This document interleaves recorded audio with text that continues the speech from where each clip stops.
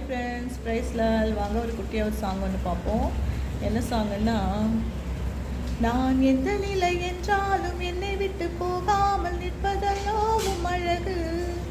நான் எந்த நிலை என்றாலும் என்னை விட்டு போகாமல் நிற்பதல்லோவும் அழகு. விட்டு கொடுக்காத பேரழகு. உயர் மலையோ சமவெளியோ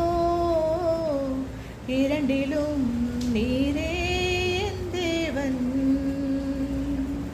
எந்த நிலையிலும் ஆராதித்திடுவேன் என் இயேசுவை, முழு மனதோடு ஆராதித்திடுவேன்.